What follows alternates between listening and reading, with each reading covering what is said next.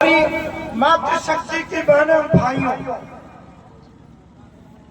स्वाभाविक रूप से आज पूरे भारत के अंदर इस प्रकार के सम्मेलनों का आयोजन किया जा रहा है।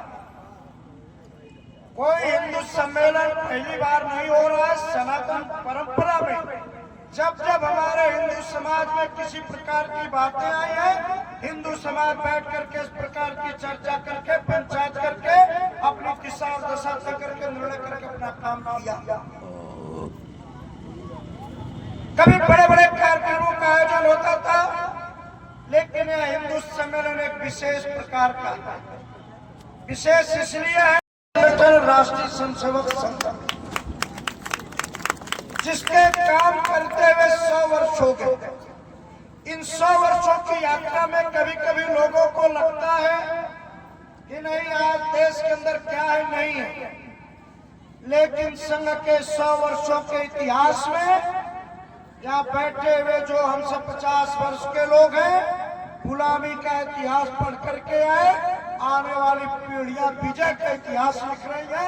ये संघ की 100 वर्ष की सफलता है। कभी अयोध्या में हम सब लोगों ने पढ़ा था कि नहीं, राम का जन्म अयोध्या में हुआ था, बाबर आया, मंदिर तोड़ करके मस्जिद बनाया। लेकिन आने वाली पीढ़ियां पढ़ेंगी कि भगवान राम का जन्म अयोध्या में हुआ था, भव्य अयोध्या में राम का मंदिर है, वह गुलामी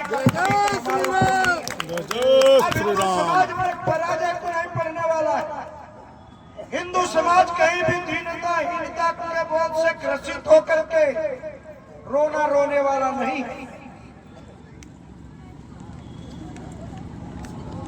चाहे अमरनाथ श्राइन बोर्ड का मामला हो, चाहे राम सेतु का मामला हो, अमरनाथ श्राइन बोर्ड को भी भंग करके हमारे देश के विधर्मियों ने उस जमीन पर उस भूभाग को कब्जा करने का प्रयास किया था।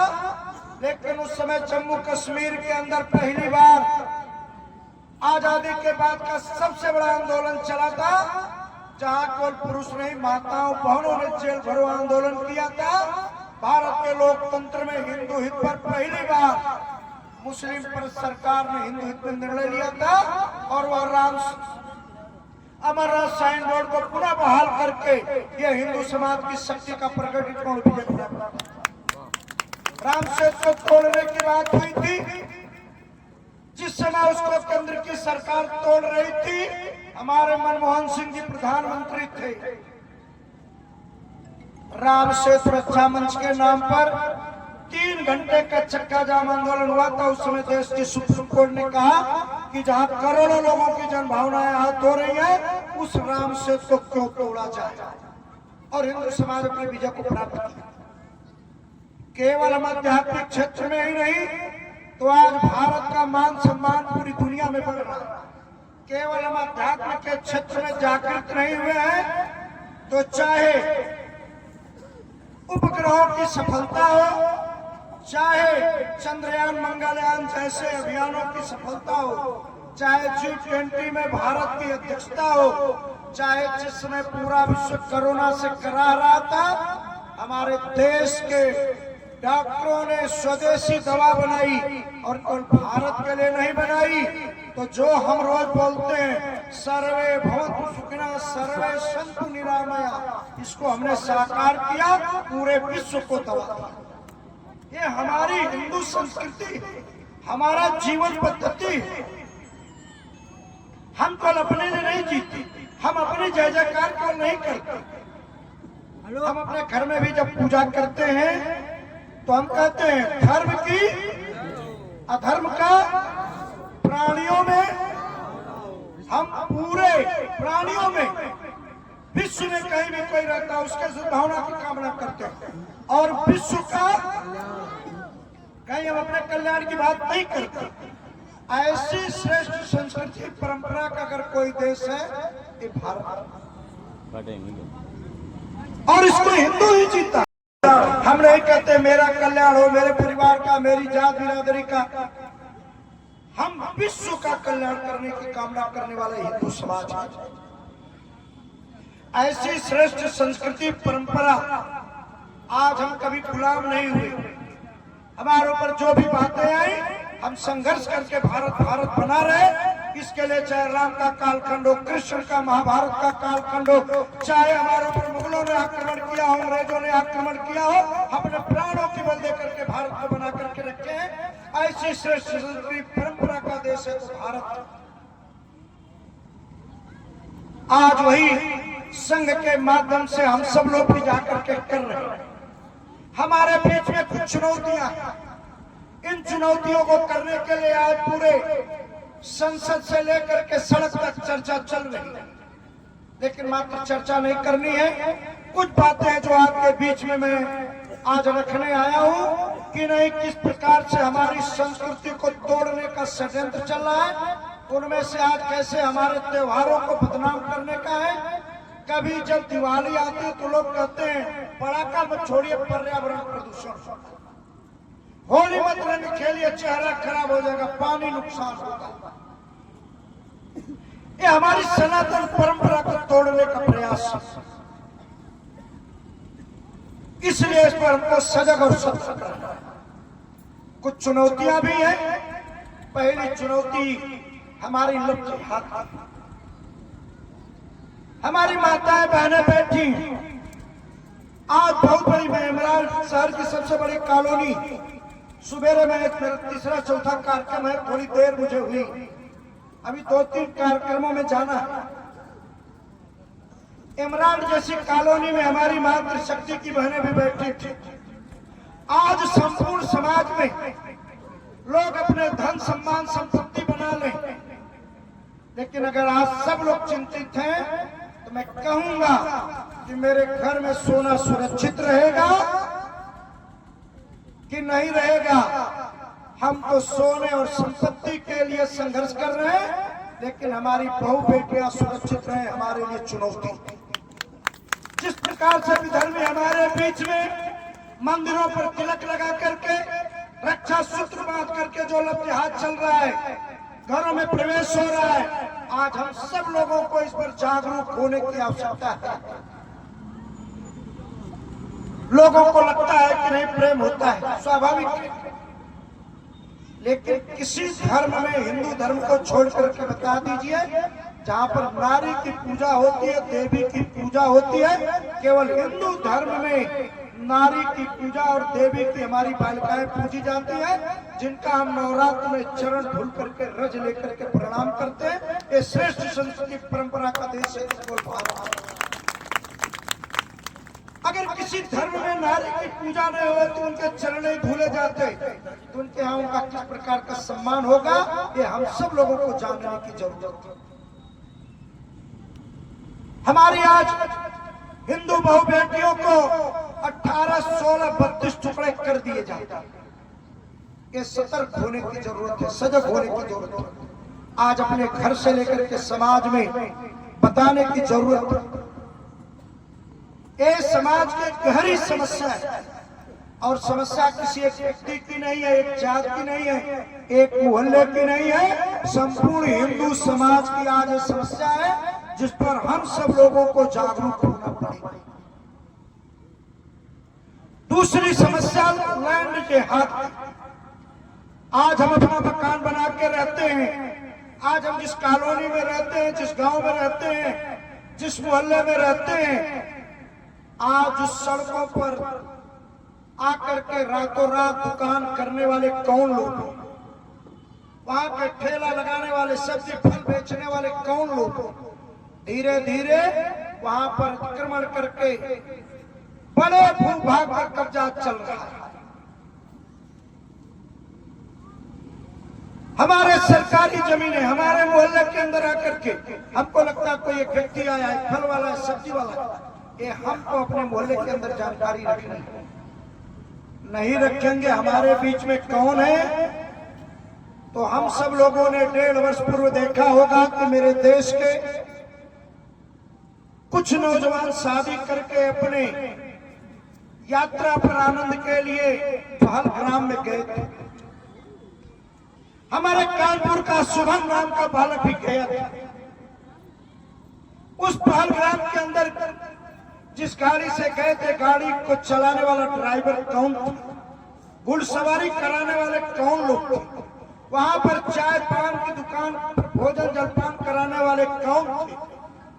जब हमारे वहां पर देश के 27 नौजवान अपनी भारतीय संस्कृति परंपरा के अनुसार विवाह करके वहां पर जाकर के कुछ आनंद खुशी मना रहे थे, एक कल्पना लेकर के हमारे यहाँ जब शादी होती है, देख संकल्प लेते हैं कि जीवन की कामना में एक लंबी यात्रा करेंगे। उन बहनों का उनके सामने सिंदूर खोला जा रहा था, कोई आकर के बचाने वाला नहीं। कभी इस घटना को पूछना होगा तो आप शुभम की पत्नी ईसा से पूछिए क्या गुजरी उस बालिका पर, जिसके सामने एक कल्पना करके महीनों पूर्व पहलगाम में तो सारे टैक्सी चलाने वाले लोग भी थे, सब्जी की दुकान वाले थे, चाय पान वाले लोग भी थे। हमको जो लोग लेकर के गए थे, किसी की चीख की पुकार नहीं आई कि अरे क्या कर रहे। इसलिए मात्र जम्मू कश्मीर पहलगाम में नहीं कि हमारे मोहल्ले में भी होगा। इसलिए हमारी जमीनों पर, इस मातृभूमि पर कौन लोग हैं, ये हमको सतर्क होना पड़ेगा। इसलिए हमारे देश में आते हैं घुसपैठ कर, लोगों को लगता है कुछ लोग आगे दुकान कर ली, इतना ही नहीं तो उस घुसपैठ के बहाने वो वोट बैंक बनते, वोट बैंक बन करके हमारे देश की नीतियों को प्रभावित करते। फिर जिसका वोट बैंक होगा उसके अनुसार सरकार काम करेगी। तो केवल बांग्लादेशी घुसपैठ असम बंगाल के अंदर नहीं, केवल केरल पश्चिम बंगाल कश्मीर में नहीं, ये हमारे कानपुर में भी है। जागने की जरूरत है, चर्चा करने की जरूरत है। दुर्लभ जिहाद, लैंड जिहाद, घुसपैठ, इन तीनों बातों को हम सब लोगों को, हम जिस मोहल्ले में रहते हैं वहां पर देखने की अब जरूरत है। इसलिए हम सब लोगों को धर्मांतरण, ये चौथी बात जो हमारे बीच में शिक्षा सेवा के नाम पर आते हैं। आज धर्मांतरण की भी बड़ी समस्या है। हमारे बीच में लोग आते हैं और किस प्रकार से सेवा के नाम पर जो समाज अशिक्षित है, जिनको जानकारी नहीं है, उनको कुछ प्रलोभन देते हैं।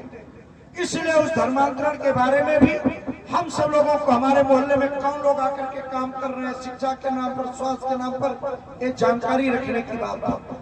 माताएं बैठी हैं, अगर चर्चा होगी तो अभी मैं डॉक्टर्स लोगों की बैठक ले रहा था।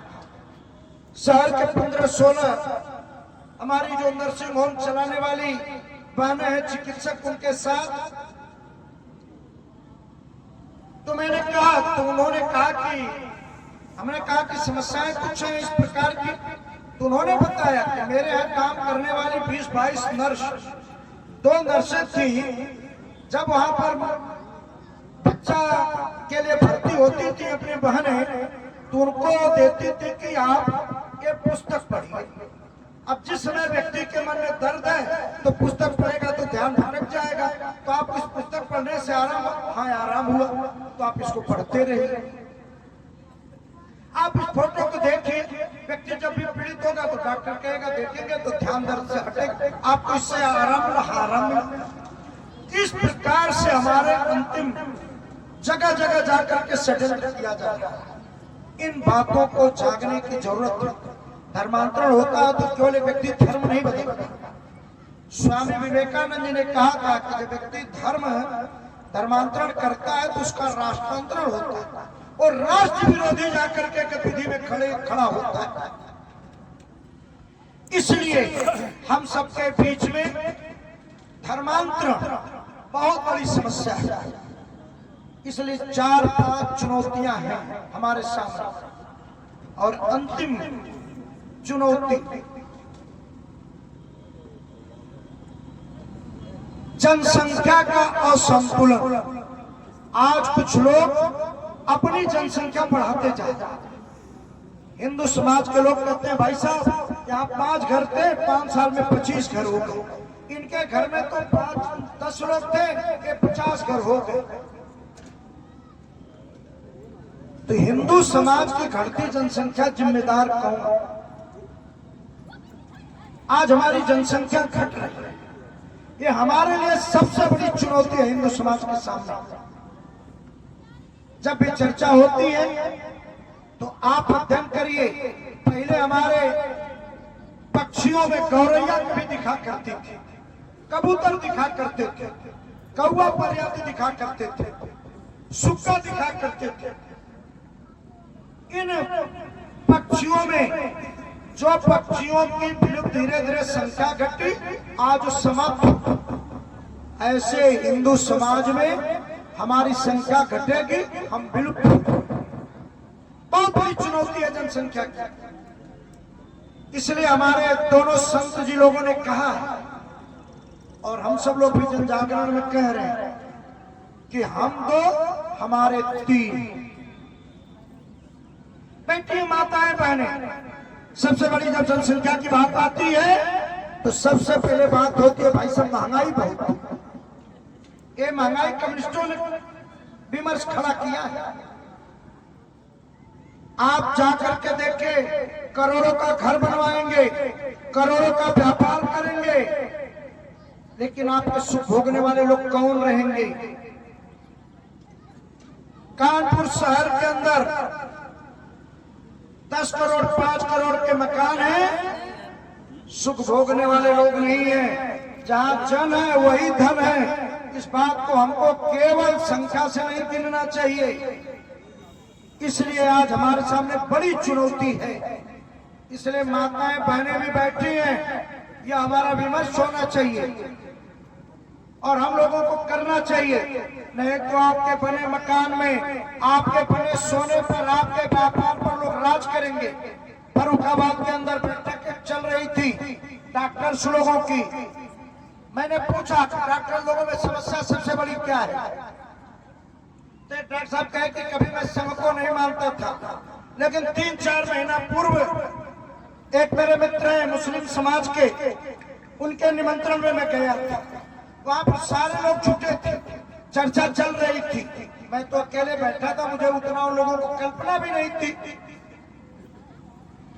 उन्होंने कहा, आपस में लोग चर्चा कर रहे थे कि यार क्यों मकान बनाने के चक्कर में हो, क्यों दुकान बनाने के चक्कर में हो? ये 25-30 साल बाद ये दुकान मकान तो सब अपना हो, कोई बच्चा पैदा करो। आज कोई कहने की बात नहीं। हिंदू घटा वो भाग हमसे कटा। कहीं का भी इतिहास उठा के देखे, 1934 में हिंदू घटा, अफगानिस्तान बना। 1872 में नेपाल बना। 1906 में भूटान बना। 1914 में तिब्बत बना। 1935 में श्रीलंका बना। 1937 में म्यांमार बना। 1947 में पाकिस्तान बना। 1948 में पाक कश्मीर बना। 1962 में चीन अधिकृत भारत बना। और 1947 और 1971 में बांग्लादेश बना।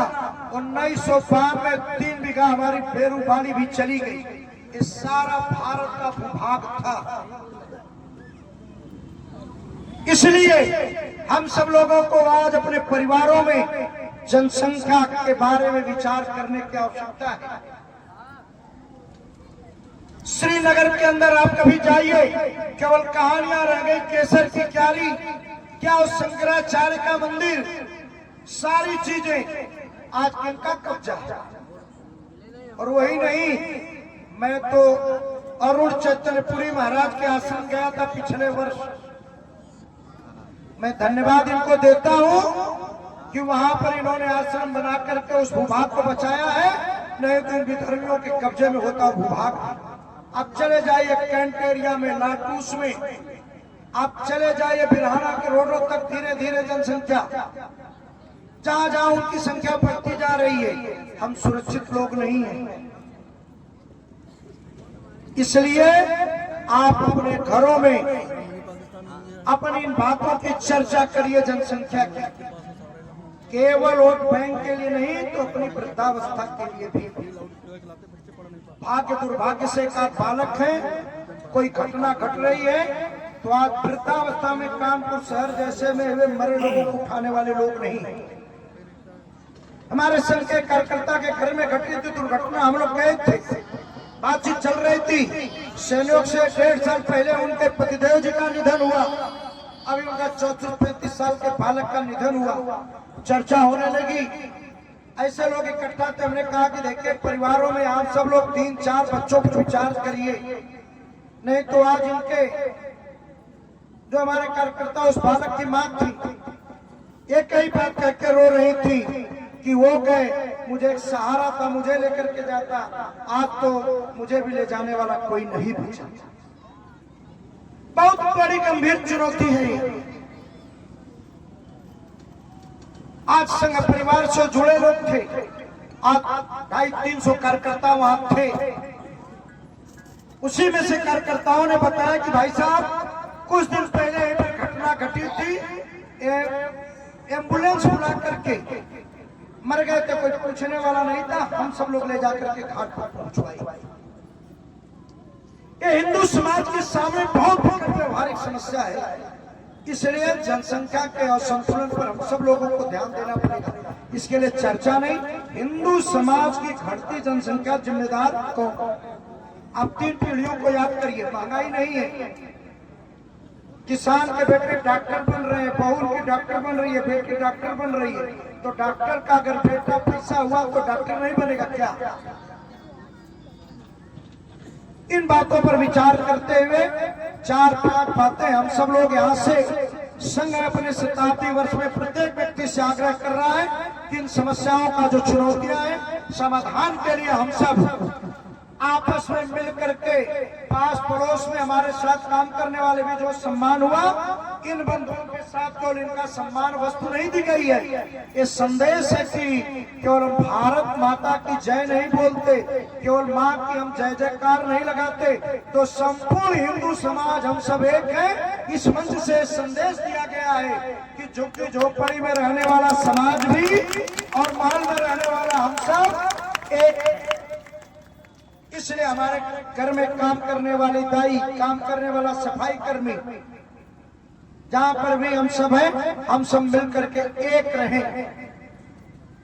दूसरा, परिवार, पूरे विश्व के अंदर आज परिवार व्यवस्था टूट रही है, आज परिवारों में तेजी से विकसित है। पूरे विश्व के अंतर्गत परिवार व्यवस्था है तो कौन भारत में है? जब तक भारत में परिवार रहेगा ये समाज रहेगा, समाज रहेगा तभी भारत देश रहेगा, देश अगर बचेगा तो विश्व बचेगा। इसलिए पहली जिम्मेदारी हमारे हिंदू समाज की है कि हम सब अपने परिवारों को बचाएं। इसलिए सप्ताह में एक दिन परिवार के सारे लोग मिलकर के एक साथ भोजन करें।